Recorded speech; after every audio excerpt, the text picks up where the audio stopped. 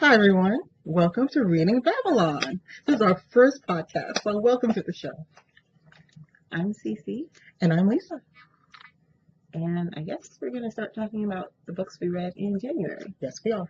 You going to go first? Oh, do I have to? Yes, Okay. you do.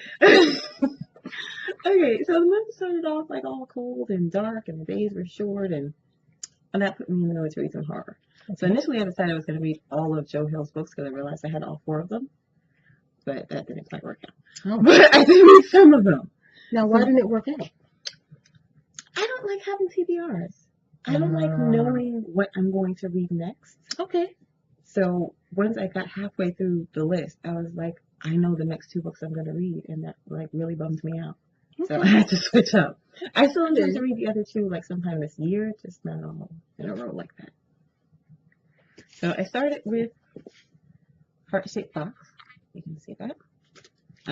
This was actually an old DNF for me. I started it like several years ago and didn't finish it. But I finished it this time. Yay! So what's it about? I don't know what this one's about. I've only read Horns.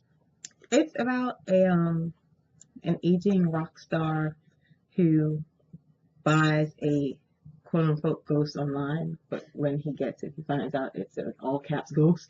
Okay. And he buys it in the form of a suit that belongs to this man who died, and it comes in a heart-shaped box. I feel like the title really didn't really work. Because the box itself wasn't at all significant. Oh. It was the suit. That was like the thing. The suit was the problem. It was just okay. I don't know. I felt like the supernatural parts of the story were actually the ones that didn't work for me. Oh, really? Yeah, I thought that the main character, Judas Coin, and like his personal issues with life and women and stuff ended up being more interesting. And so the supernatural elements felt a little bit forced in. Okay. I felt like when Judas was dealing with himself, that was interesting. Yeah.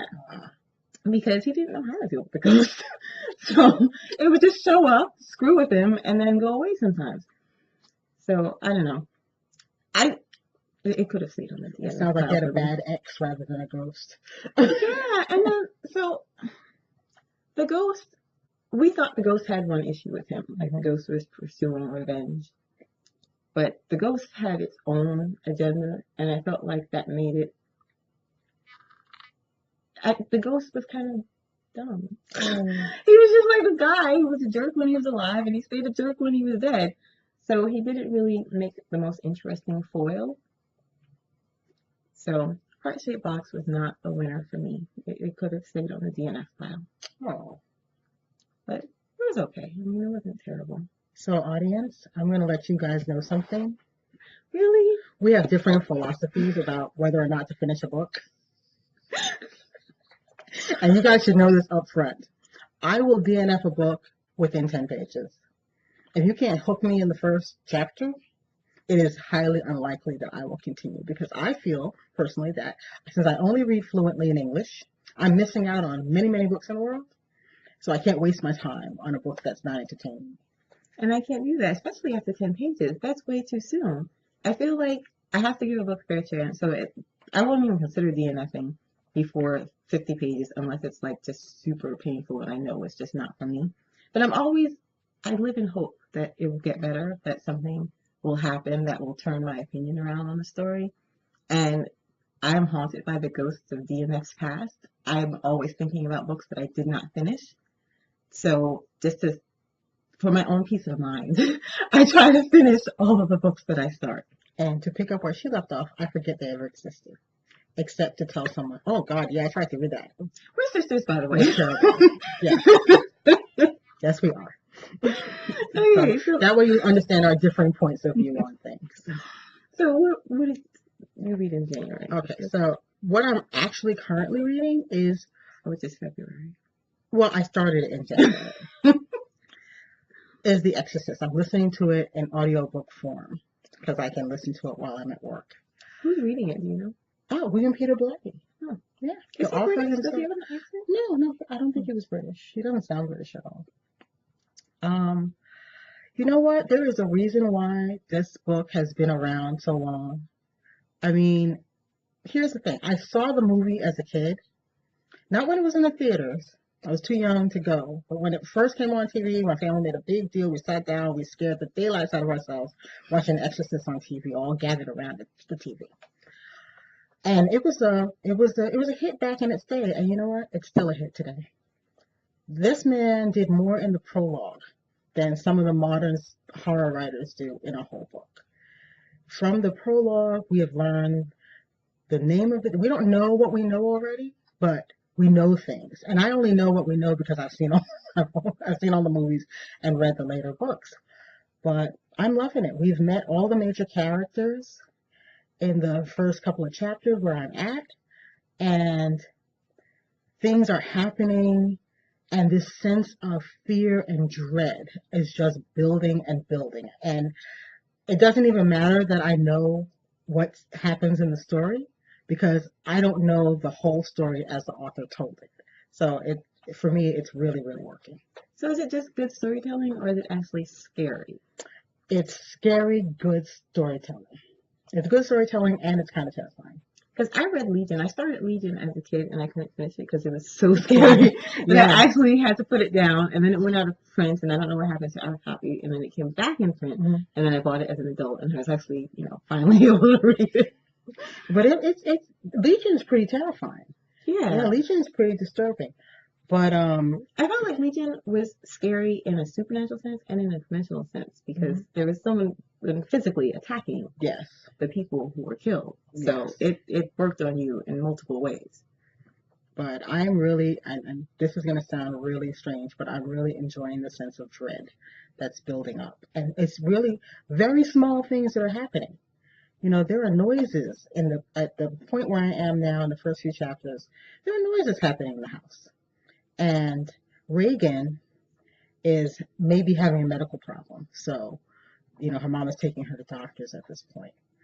So it's not, in modern supernatural books, we seem to see people just accepting immediately that there's a supernatural problem happening. And in this, her mother is going about this the way anyone's mother would. My kid is acting a little strange. Something's happening to her, and she's shopping doctors right now, trying to figure out what's going on. Do you think that more often people are accepting that supernatural things are happening? Because I still see a lot of really stupid characters. Yes, but even in Poltergeist, remember when there was a spot on the floor they would sit in and they would slide across the room and they just put on football helmets and they're like, oh, let's go sit in the spot. I was like, no, it's already time to leave. Barring stupidity, you can't account for stupid people. Because you and I, if we found a spot anywhere in this house that you could sit on, it would slide you across the room, we'd slide right on out the door. It's already time to go. It's past time. It's way past time. Okay. So you're enjoying it. I am loving The Exorcist. Okay, so I moved on to Horns after reading Heart-Shaped Box, because at the time I still thought I was going to read all of JoJo's novels. And I had seen the movie already. And one of the things that I actually like about the physical book itself is this. It's got the Morse code. Oh, Yeah, and I don't know if you can see that, but there's Morse code. And if you haven't seen the movie, you don't know what this means when you look at it in the book. So it's kind of like just this clue about something that's going to become important later. But if you have seen the movie and you already know what the Morse code means, it's just a nice little nod to the relationship that the book focuses on. Well, if you don't know, it's about this guy whose girlfriend is murdered, and he wakes up one day with horns, and the horns have like supernatural powers, and they make everyone who sees him tell him the truth, tell him like really uncomfortable truths though, and he uses this to try to find out who murdered his girlfriend, because he is the chief suspect. Because it's usually always the boyfriend. Okay, what can I say? I can speak to that without spoiling the story. But I did like Horns. I did like it a lot better than Heart-Shaped Box. And when I read a book that is based on a movie that I've seen, well, when the movie is based on a book and I've already seen the movie, I like comparing the differences between the book and the movie. Okay. And one of the things that was different about the book is that these events actually take place a year after the girlfriend died. And I feel like it made more sense that way because in the movie it's like, It seems right away, yeah. I feel like it made more sense for it to take place that much time later because now he's good and desperate. The whole town hates him. Everybody believes he killed his girlfriend, but he's lost his job opportunity. His whole life has been derailed by this, and he's been living under the weight of this for a year. So you can imagine him at this point being desperate enough to do whatever he might have done that caused the horns to appear. Yeah. So I feel like we meet a slightly different Ignatius in this book at the very beginning than we do in the movie. And that works for me. You read the book too, right? Yeah. What did you think? I understand your point that he had been living with it. And you know what? I didn't even realize that it was that quick in the movie because you know what? I superimposed the book over the movie because I read the movie first. I mean, I read the book first. No, I didn't read the movie. It was in English. I thought Daniel Radcliffe was wonderfully cast in the movie. Yeah, I thought he was excellent. I was a little bothered by the accent. Yeah, his accent drifted. He doesn't do a good American accent. Work on it, Dan. But other than that, I thought he was well cast. Yeah. So, I don't know. And I think, to me, they stuck closely enough to the book that the salient points, the things that really made that book work, were still there. Although they sped up the timeline a bit. I think, though, in the book, there are more details about the life of the person who did commit the murder. Yeah. That make him scarier, a bit more villainous. You're like, oh, he's just got a black soul. But that was the thing. It compares, the outer to the inner. He does, like you said, he has a black soul. Meanwhile, the Radcliffe character is wearing the horn. And I feel like that doesn't necessarily come across as much in the movie because the movie focuses so much just on Ignatius, whereas the book, we're changing POV sometimes. So there are scenes without Ignatius in them. Mm-hmm. And I like going into a little bit more depth because in the movie, it did seem kind of out of the blue why this person killed her. Yeah.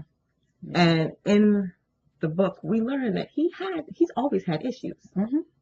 So I like the book a little bit better than the movie, but I like both. Yeah. I have no complaints about either one, but I'm glad I did read the book. I find that reading a book after seeing the movie doesn't spoil anything for me. No. They're completely different experiences for me. No, not at all.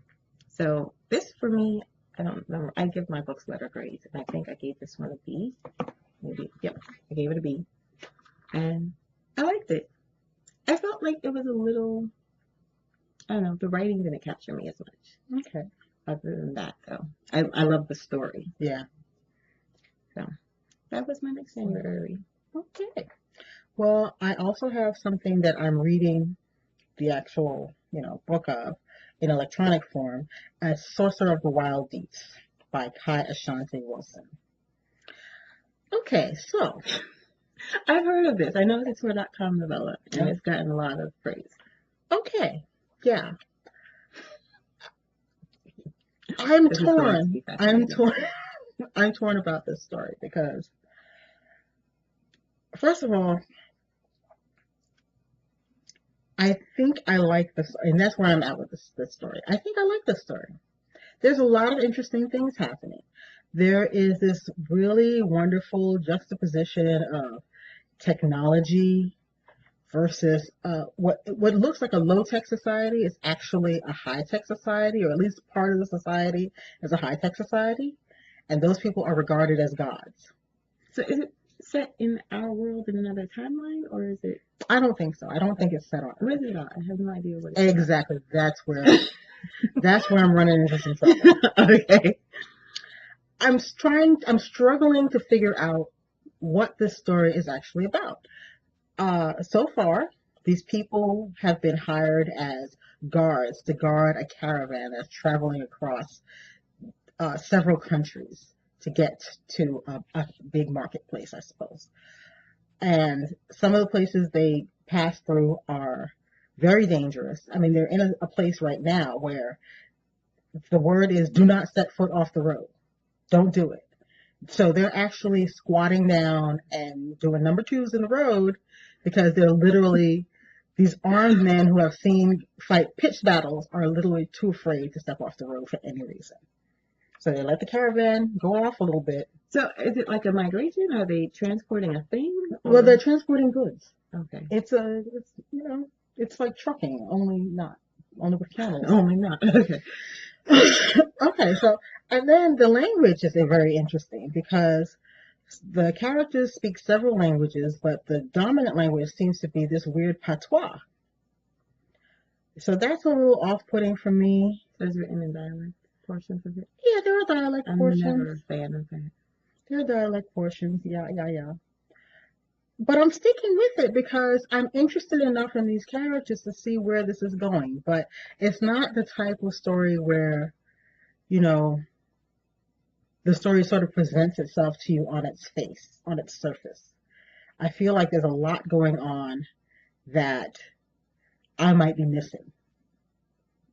So I'm willing to stick with it. But it's really short. Like at some point, they gotta kind of get to a point. Well, like I said, things like that. It's not one of those plotless wonders. Okay. There's not, that's not what's happening. There's a lot of stuff going on, but I don't see the thread that makes all of this stuff that's happening. It's the opposite problem. But you're liking it enough to not DNF it. Yeah. Okay. Because the people are really interesting and the societies are interesting as heck. But I don't know where we're going. It's a mystery. Okay, so my first DNF of the year was sadly 20,000 Leagues Under the Sea.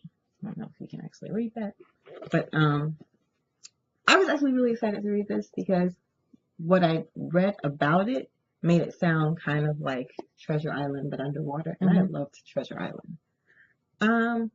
It is not that. No. Or if it is, it becomes that after the point where I stopped reading.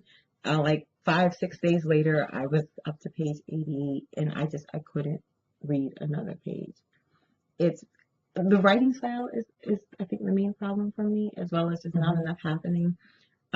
Jules Verne, and this is a Barnes and Noble classic edition. So in the beginning, there's an intro that kind of sets up where Jules Verne was in his life when he wrote the story, and some of that was like really interesting. So I understand why he was so focused on trying to explain the science in terms of what was happening in France at the time. Oh, really? What was happening in France at the time? So, like, the church had taken over education. Oh.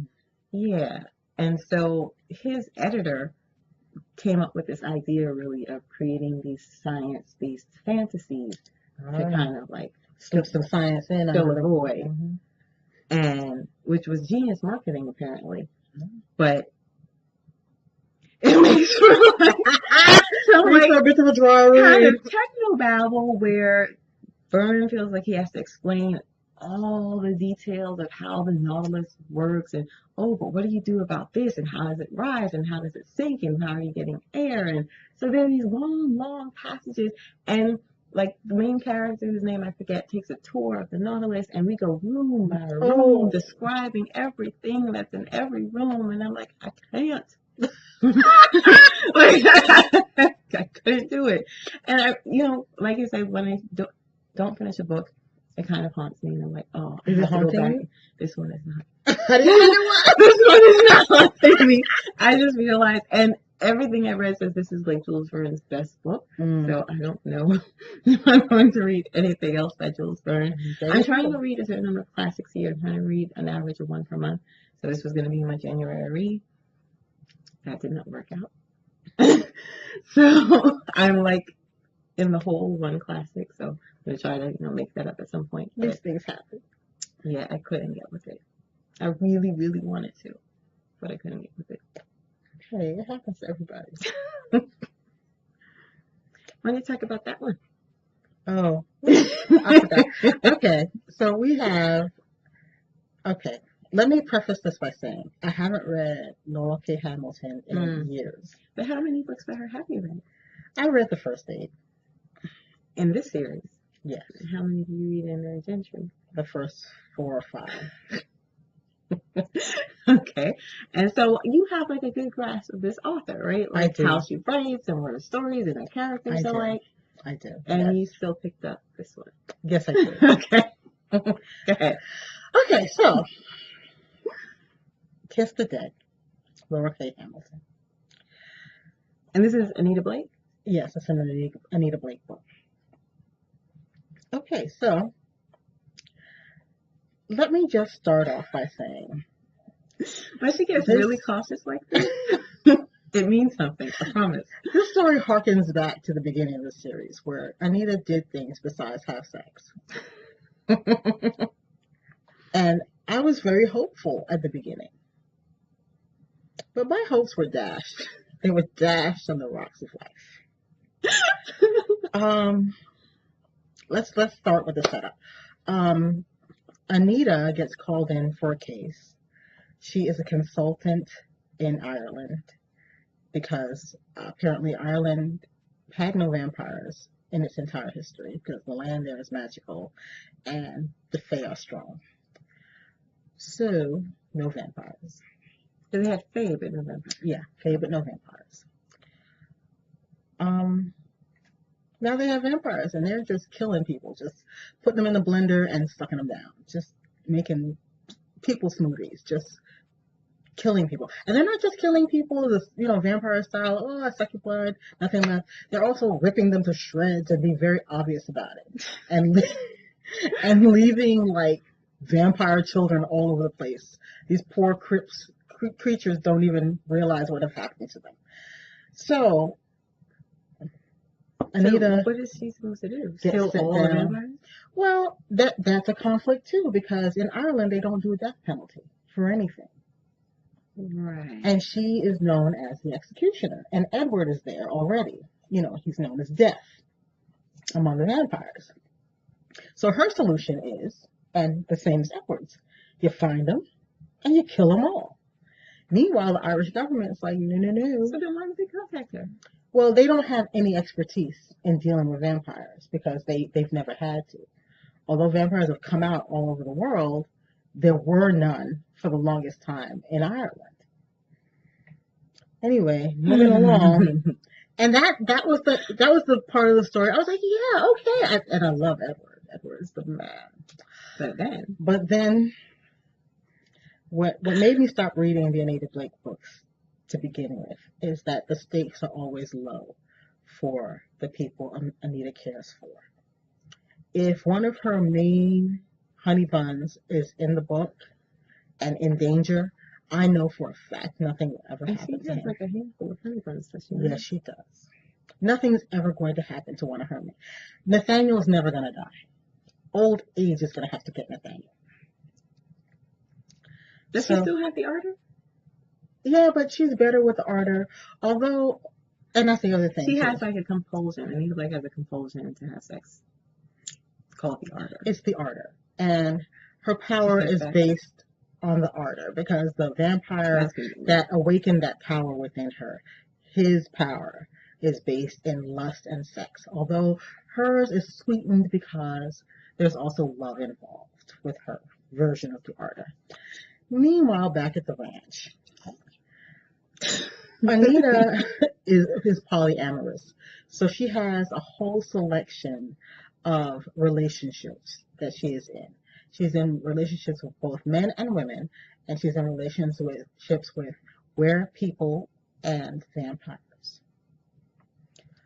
So, everyone in her circle has a tragic past, and no matter what's happening, they stop at any time to have a therapy session about whatever the tragic past has brought up in their relationships currently. And the biggest chunks of the book are those therapy sessions. And I'm like, oh no, but wait, we're supposed to be chasing down that vampire that escaped from the magical cell. Do we really have time for a therapy session right now? Oh, I guess we do. Okay. There's always time for therapy session. It's just another, 30 pages? And that's the other thing too. As the books went on in the series, they became compressed in less and less and less amounts of time. So not only were... That's what was happening with the Mary Gentry series. Because I read a few Mary Gentry and I stopped because it was just moving forward too slowly. Exactly. So a whole book could take place in one day. And it's not that eventful a day. No. Although this book doesn't suffer from that problem, because that's what started to happen in her books, that, there were no events. Well, there were events, but they weren't important events, and they weren't really moving the story along. So I got to the end of the book, and I was like, and here's why I will pop in on the series every once in a while. I've formed an attachment to many of these characters, and she does allow some things in their lives to change over time. So it was nice dropping in, see how Jason was doing. He married this woman named Elizabeth, and they live in New York. She's a ballerina. That sounds fascinating. It is, But, I like to pop in on old friends. They finally got rid of Jean-Claude's ex. What's his name? I forget what his name is. Probably doesn't know. It really doesn't. He's a vampire, and he's kind of a jerk. And they needed to get rid of him. But I feel like you could get what you need from Wikipedia. I probably could. Because this does not sound like an entertaining movie. It had its moments, and like I said in the beginning, I had some high hopes for it, but she went right back into that rut that she's been in for years now, and I've stopped really following that series. This book, between this book and the last book I read in this series, I think there have been 4 or 5 books. So, no more. No. I try not to even get started with authors who are writing like never-ending series like that. So, there you go. So, what would you rate this one? Side eye. Is that a rating? Yep. Okay. Well, on to other books. So I have an interest in all things Korean culture related, so I wanted to read more books that were translated from Korean, and thanks to Simone at Simone Books, I learned about something called the Library of Korean Literature, and so last month I purchased this, At Least We Can Apologize. It is a very strange story. Supposedly, it's when I read descriptions of it, it's supposed to be satire, but it's really dark. I don't know that I found it humorous in any way. It's about these 2 men who are released from an institution. The institution actually gets shut down because of the abuse that's happening there. And the 2 men are both presumably mentally ill, although it's not even clear that they had mental issues before they went into the institution. And they kind of stumble into a business in which they apologize for other people. So you can pay them to apologize for whatever wrong you feel you have done someone else. But it wasn't like, I don't know, it was linear in time, but I felt like the story was not a linear story in terms of like what was happening with the characters. I feel like the emotions they experienced and the choices they made didn't necessarily follow from what came before. Well, are they unreliable narrators because they have mental problems? And, you're experiencing that? They're unreliable in a way because they tell you factually what happened, but it is definitely filtered through their altered perception of the world. Oh. So what they perceive of as a wrong is not necessarily, like, for instance, their first client, they had this man they would follow for some reason because they didn't really have anything to do with themselves. Okay. So they would follow this guy around and he would hang out with his friend. The 2 men owned shops that were next to each other. And they end up going, I think this guy was a butcher maybe. So they go to the butcher and they're like, you've done wrongs to your friend and, we think you should apologize and we'd be happy to apologize for you. But when they start listing wrongs, it's like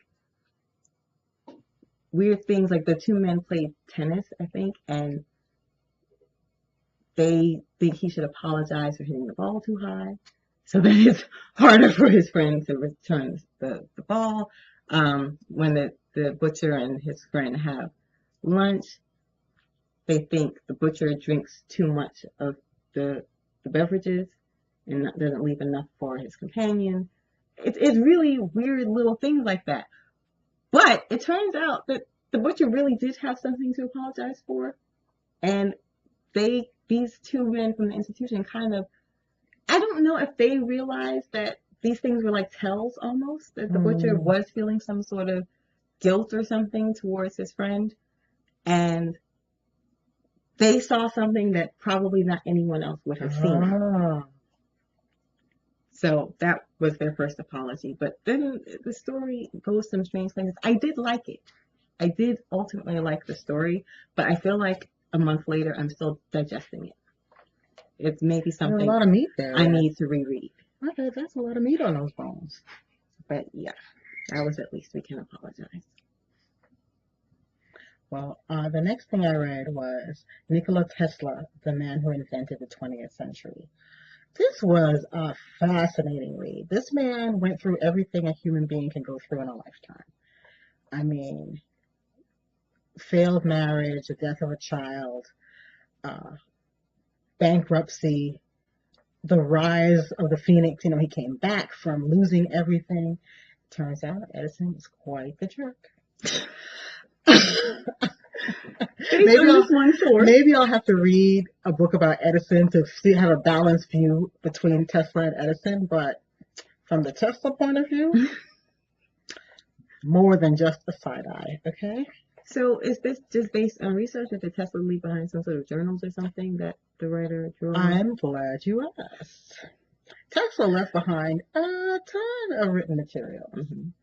Some of which are out in the public domain. You can actually buy Tesla's notebooks if you want to.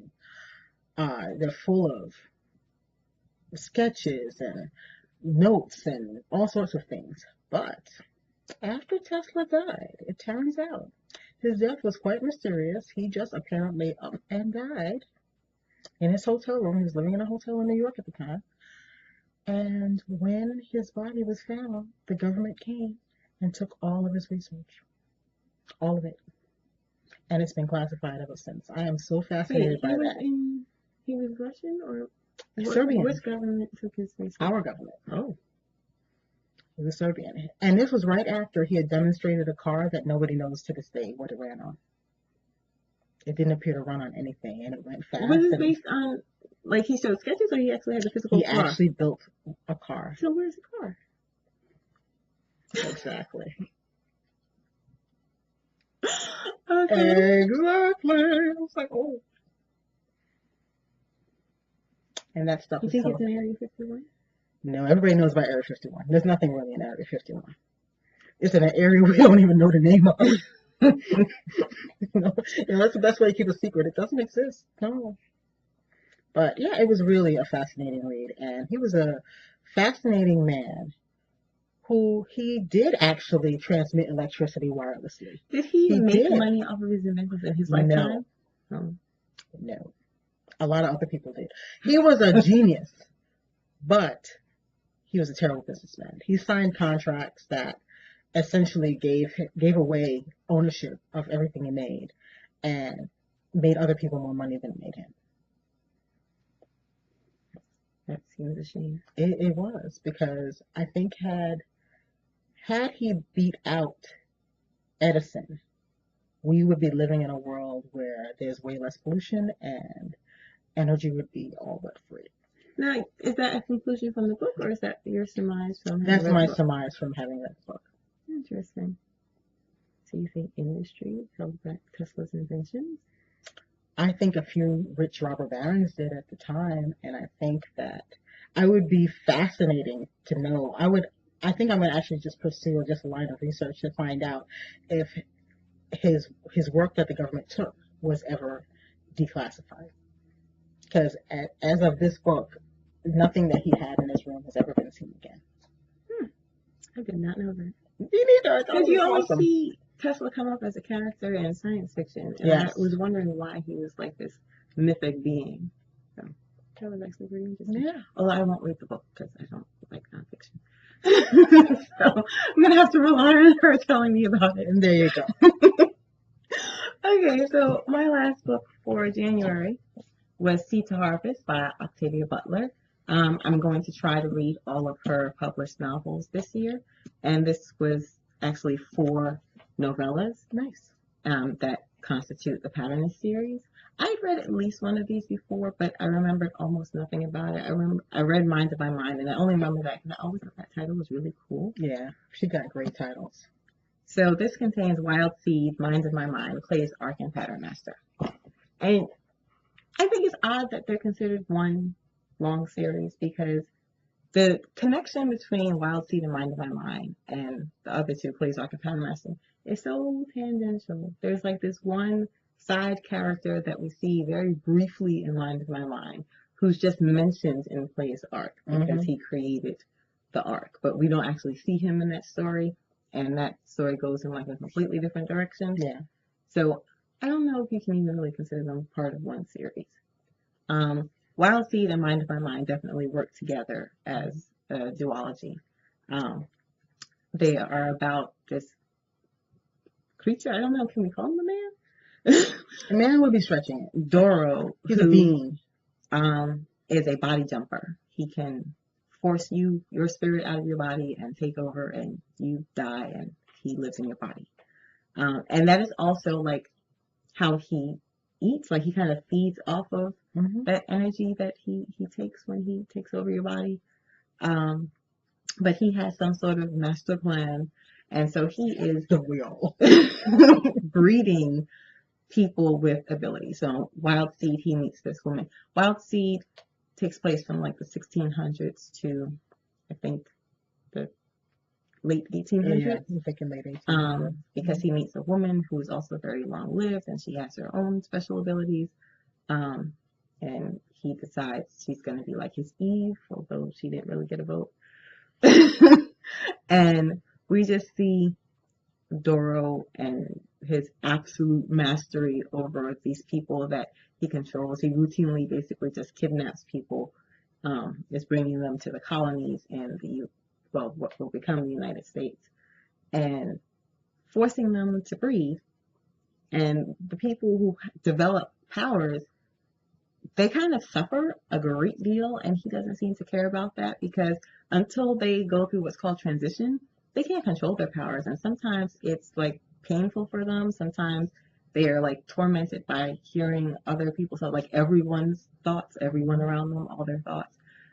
Transition is supposed to help you control your powers, but not everyone survives transition. And when one of his people dies, he really is only concerned about the loss of breeding stock.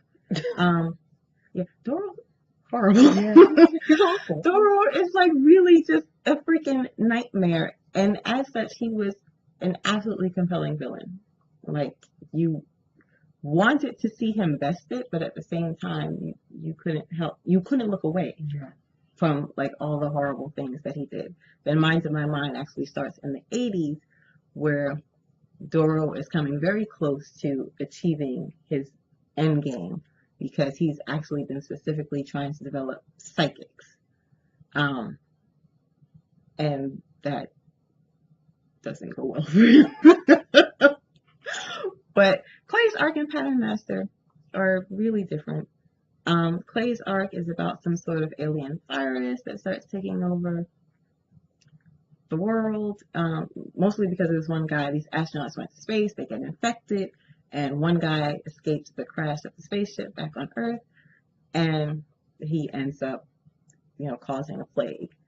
And so in Pattern Master, now the people who are infected with the Clay's Arc virus and the people who are in this psychic pattern that Doro ultimately created are at war with one another. Those two stories for me were not successful. They were not as interesting. They felt almost like kind of retreads, and without a Doro type character. I mean, they tried in Pattern Master. There was I forget his name, but there was a bad guy. Yeah. Who, had a thirst for power, but he didn't have the control over people that Doro had. He didn't have the specific agenda. There was already a power structure in place, and he just wanted to be at the head of it. Yeah. Which was not as interesting as watching Doro almost literally world building. Yeah. Right in front of your eyes. So I did like Wild Seed and Mind of My Mind better. They're all short. They're all novellas. I mean, one of them I think is only like maybe 150 pages. But Wild Seed and Mind of My Mind worked better for me than Clay's Arc and Pattern Master. Clay's arc for me was my least favorite of the four. It went in a completely different direction from the other stories. I felt like the Clay arcs were people who are infected with the virus called Clay arcs are mentioned in Pattern Master, and Clay's arc was written after that, so I felt like it was a backstory trying to explain where the Clay arcs come from. But they're not that relevant in Pattern Master, so I don't think you needed to explain where they came from. I think it's a connection the publisher made rather than a connection really brought about by the story. I don't know, but I don't think these four really need to be bound together. Yeah, and there's actually another book in the series called Survivor, which also sounds like it goes off in a completely different direction. But Butler didn't like that story, and so it was never reprinted after its initial publication. Overall, I really liked this world that she created, although I was a little disturbed by some of the themes. There's always a character that is willing to just completely oppress and annihilate other people to achieve his ends. But there's also a tendency, I think, to try to like be an apologist for that character because there's something driving them. Doro has this whole idea about what he was supposed to have been if he had gone through a successful transition, and that's driving him, compelling him to seek out these special people. In Clay's arc, this guy's virus makes him want to infect people and makes him want to breed. And so he's kidnapping people to bring into his little breeding program. Pattern Master, this guy is kind of like in psychic torment because he feels this need to control the pattern. So I feel like there's, in some ways, like these people are being held not completely responsible for their own actions when they so are. They did it. And I just thought that was weird to see it across all four stories. Well, yeah, she has specific themes that always appear in her work. Breeding is always there. I mean, even in short stories, there's plenty of breeding. A dominant or domineering person is always part of the picture. And no one who, no matter how powerful they might be, who will stand up to that character. They always like go to the brink and then back down. And then pull back, yeah. Or are pulled back for whatever reason. And so by the fourth story, that becomes really frustrating. You want to see one person who's just like, mama said knock you out and just is about it. But you never really get that. Yeah, no. And I think that's what makes some of her stories a little bit unsatisfying. Yes. Yeah, that was it for me in January. Oh, wait, I have one more. I'm a knitter. She doesn't just knit. She reads books about knitting. Like, just reads them start to finish, like a normal book. Yeah, let me tell you why. We call them literature. We're really going to spread that to the internet. Hashtag literature. Moving on. I'm a knitter, but I've never made a sweater. So I'm a little intimidated by the sweater making process. And I think Amy Herzog has written several books, 3, I think, about making sweaters that really fit you and that are really cool to wear. And this is the third in a series. Well, they're not really a series, but I consider them a series.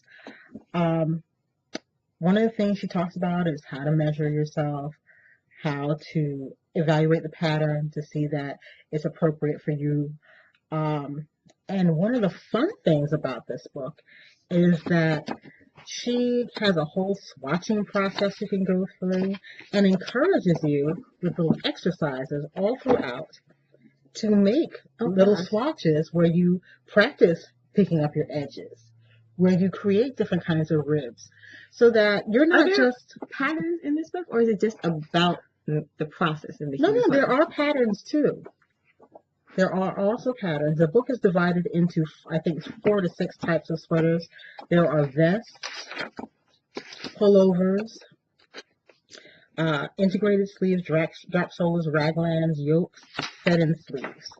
So that the basic types of sweaters that are out there, once you've made, and what I plan to do is make one of each type of sweater and do all the modifying that I want to so that I won't be bound by whatever is just written in the pattern.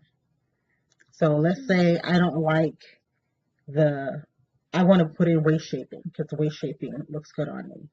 I can put waist shaping into any sweater, regardless of where I got the pattern from. It's just something I can add. See, you know, in writing, how people say they're plotters and they're pantsers. There are people who like have to detail everything before they start writing. Yeah. I don't actually believe pantsing exists in writing. I feel like you have to have some idea where you're going. But when it comes to, when it comes to crochet, I'm definitely a pantser. I just pick up the pattern and I go. I don't do this much research about the project before I do it. I read through the pattern and I'm like, okay, I'm going to make this thing. So I find it fascinating that you read this much before contemplating making a sweater. And I'm a swatcher. Did you read that much about socks? Because now you like knock out socks like nothing. Yeah. I did a lot of reading about socks. And I did a lot of video watching about I do socks. not do a lot of reading about crochet. I have, I think, 7 books on socks alone. I don't even know what to do with that. Yeah. Yeah. Because socks are a very specific kind of knitting. We're not even going to go there. You have to. That is outside the purview if you of this video. That actually pick you. Hello. This is outside the purview of this video. You know what? I'm going to talk to the knitters out there. How many times have you seen a picture of someone wearing a sock in a knitting magazine and you can see that sock didn't fit them? Okay, on that note, that was everything you read in January. So, I guess we'll just say goodbye. Yeah. Bye from Babylon.